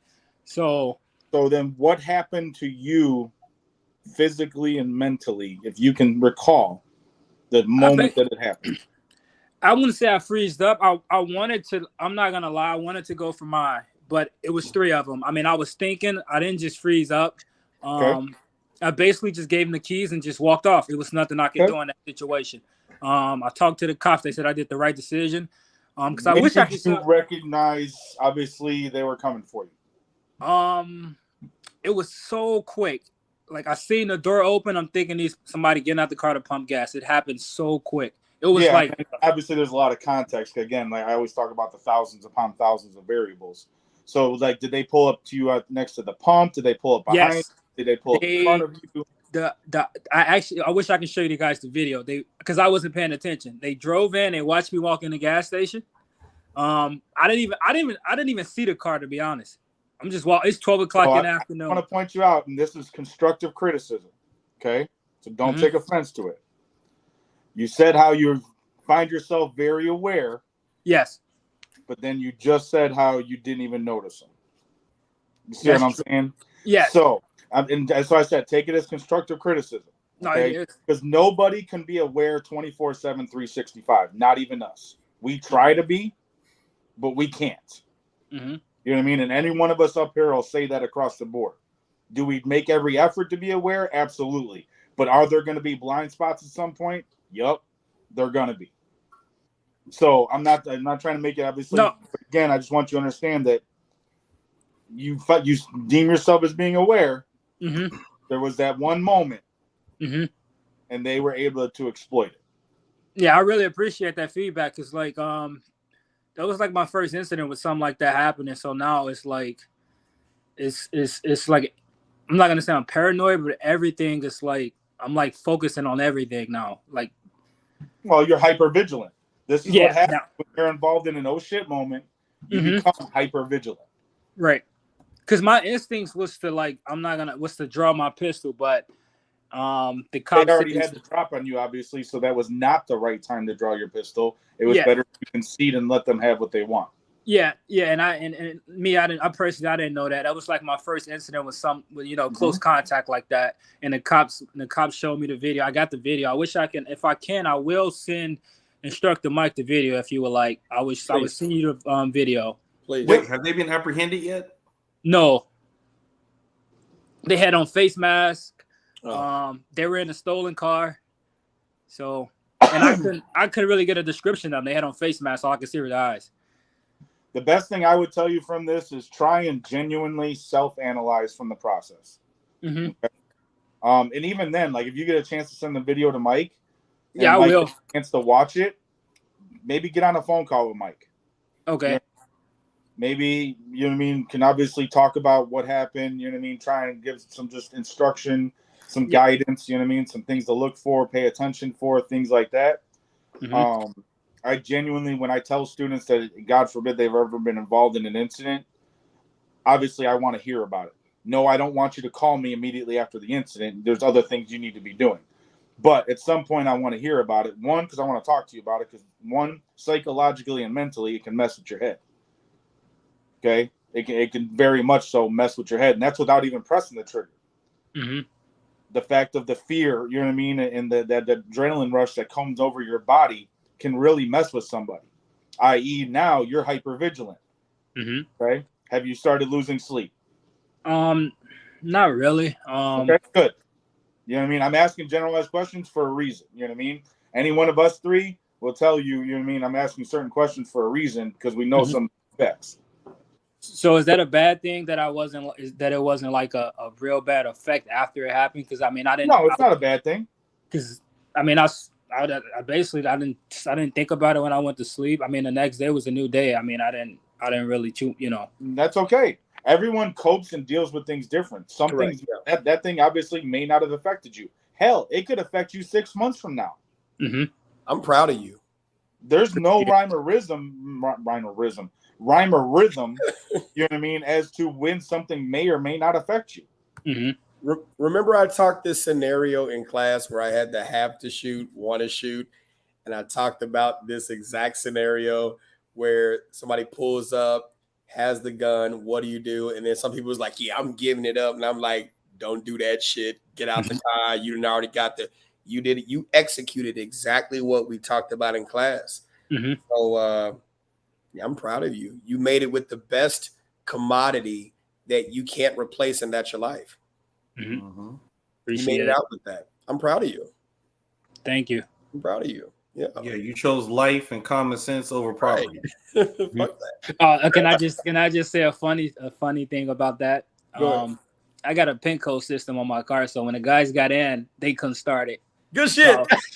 So I was in the gas station. They just pressing a button because you can't start my car without putting a pin in. I gave them the keys. I ran inside the gas station, and they got in, and they wondering like, "Damn, this car won't start. It won't start." And they just got out and drove off.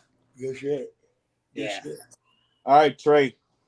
Good shit. Trey, what's up, man? Trey. Trey. Oh, no. Hey guys, how's everybody doing? What's up, man? When it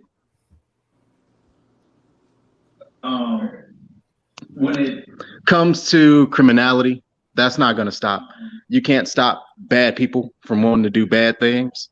But me, myself, I work in a capacity as an armed security officer, and I've seen people run the gauntlet from being like compliant to absolutely belligerent, over the top, everything under the sun. And even me myself, I find myself getting a little, I'd say, upset in certain circumstances, but understanding that I'm mostly the person on scene with a gun on me, I have to always tell myself to mitigate that, because whatever I do in that circumstance, there's always a gun in play. And I don't want to be held under any kind of liability, not for the company, but for myself, because whatever I do, it could be a circumstance that's pushed to an umpteenth degree because there's a gun in play. And I could be held liable for something that I was never even thinking about. And, you know, law enforcement can come up with reasons, or there could be some legitimate circumstance where I did something wrong. And I don't want to be held liable in those circumstances. But when it comes to the lady on I-57, like you guys were talking about, there's a number of circumstances that could have led to that situation coming across. We got to let the litigators litigate. But I would posit that anger management has something to do with it. Not saying that because of who she is as a person, but also being somebody that concealed carries myself, I move completely differently because same circumstance, there's always a gun in play, no matter where I'm at, no matter what I'm doing. And I don't want to let myself get upset or angry, or let people push me to a degree where I feel like, oh, I'm the big man on campus because I'm carrying. And granted, you know, I do other things to be able to defend myself and take, you know, martial arts courses. But like Marquis said, the more stuff you know, the less stuff you want to do. I don't want to put myself in a circumstance where I got to do something to somebody, because I could be hurt, they could be hurt, somebody could be recording something, and based on an angle, it doesn't look good for me. You have to move differently when you become a member of the 2A space in general. And those are my overall thoughts with everything that you guys have been talking about tonight. But some people don't think they're a member of the 2A community. Some people think they're just a member of some. You're right. You're right. They think they're an island on their own. Yeah. Their permit, you know what I mean? I mean, we know that there's people on both sides, whether they like guns or not, that are walking around with concealed carry. All right? Sure. Across the board, it's happening. Tactical retreat. Yeah. Yep.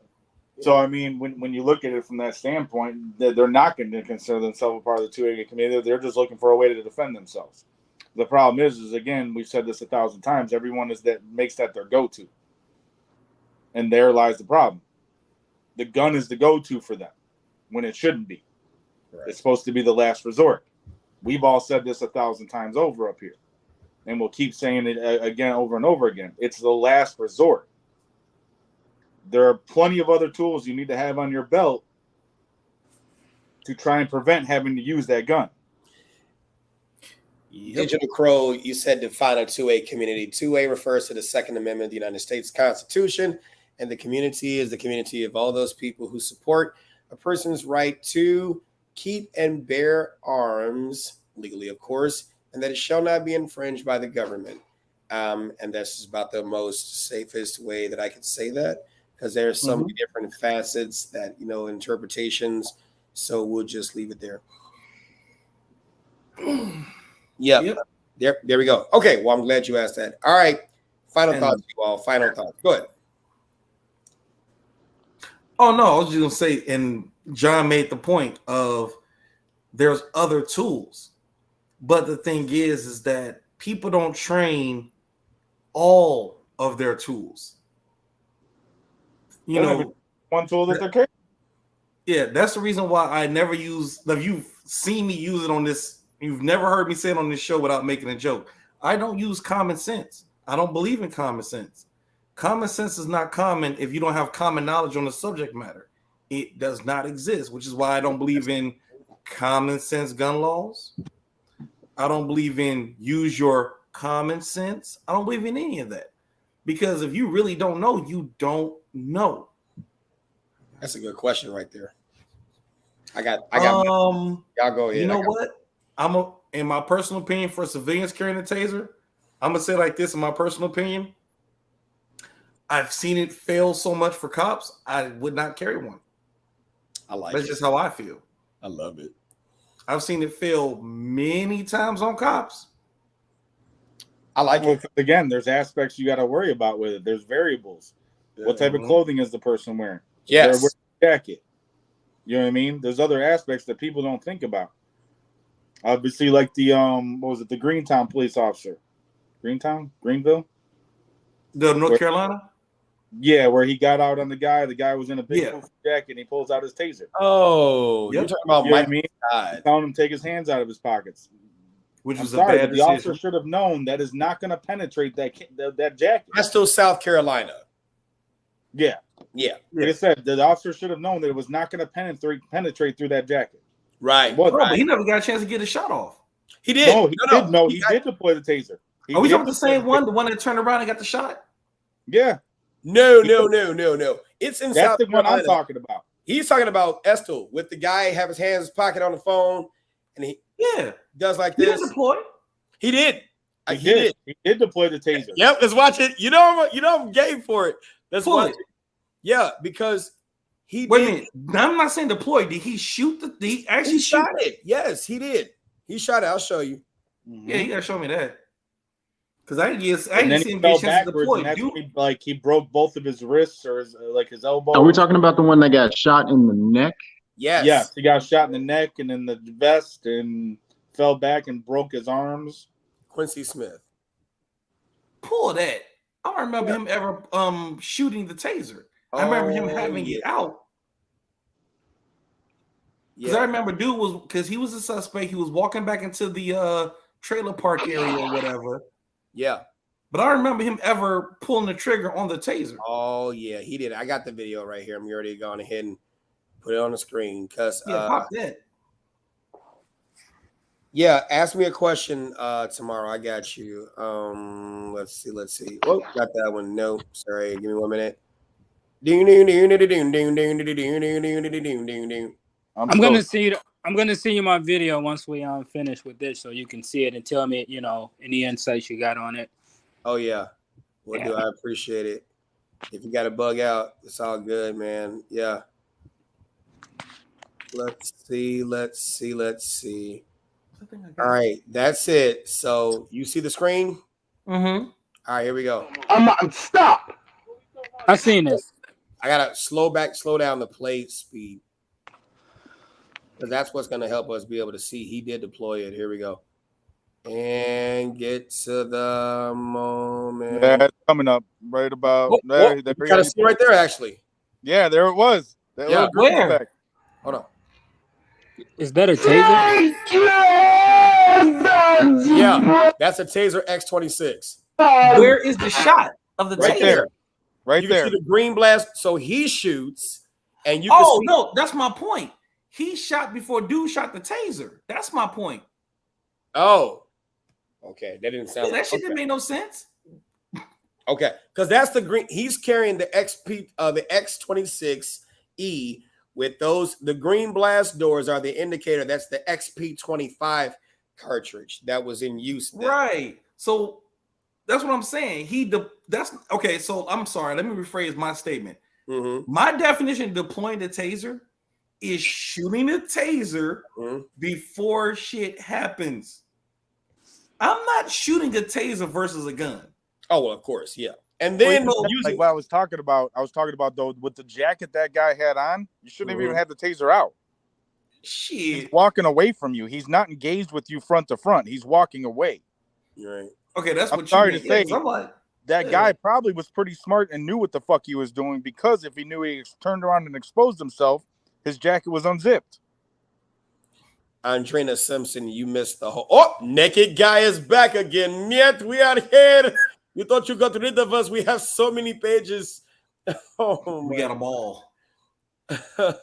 Yeah. And like I said, it's just stuff like that where I don't know if I can discuss it on this channel when it comes to taser deployment and Carhartt jackets. Nope, I won't discuss on this channel because this is recorded and sent out to the public. Facts. That had to be offline. But yeah, that's goofy. I'm so sorry.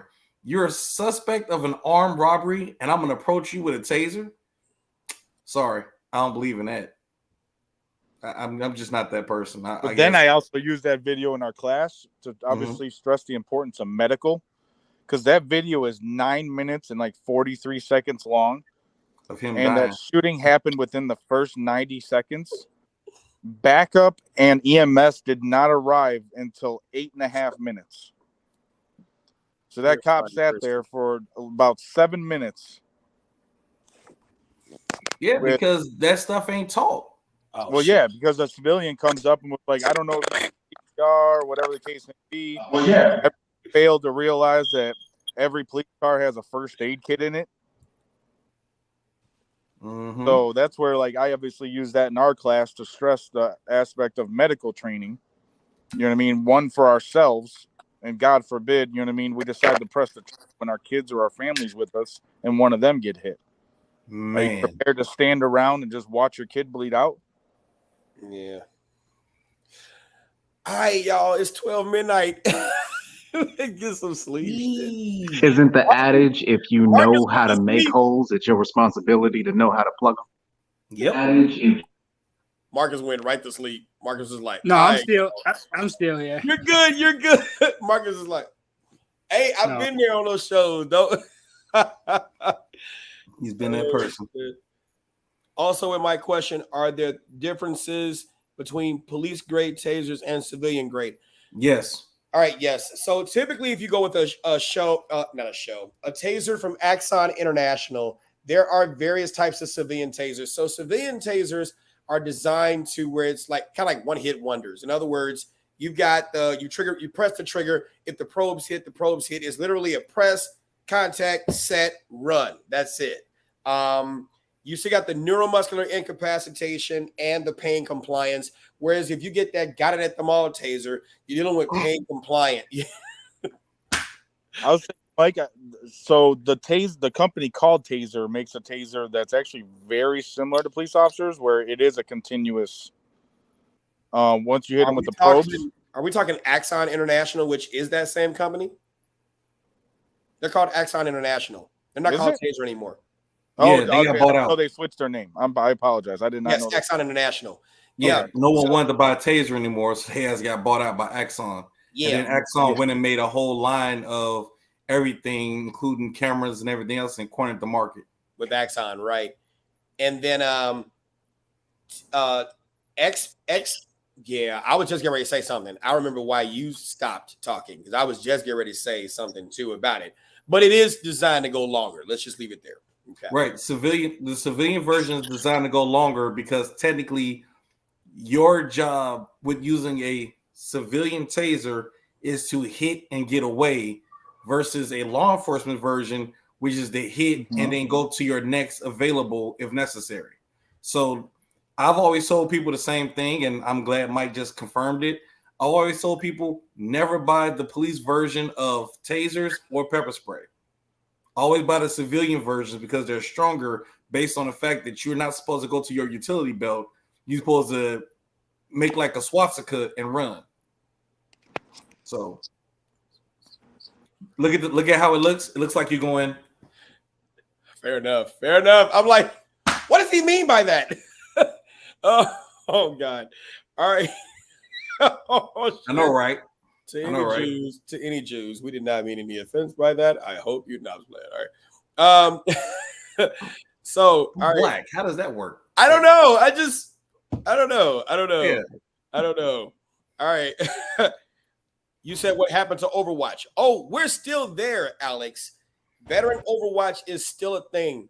In no school. No, I'm just kidding. Yeah, veteran Overwatch is still a thing.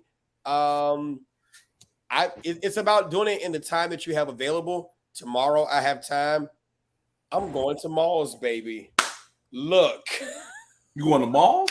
Yes, boy. Look. Hey, I'm not trying to make the news. I'm just saying I might be doing premise checks in the bathroom, baby. Because if somebody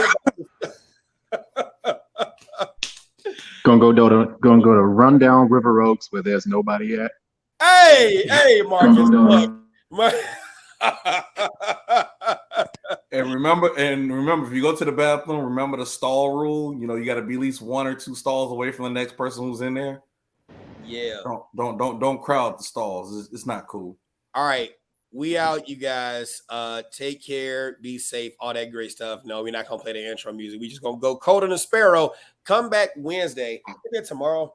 No, Wednesday. Come back Wednesday.